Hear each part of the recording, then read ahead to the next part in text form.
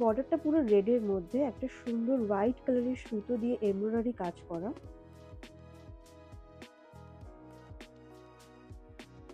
সুন্দর সাদা শাড়ি লাল পাড় তোমাদের জন্য এনেছি। দেখতেই পাচ্ছ লাল পাড়ের ওপর হোয়াইট ব্লু দিয়ে এমব্রয়ডারি কাজ করা।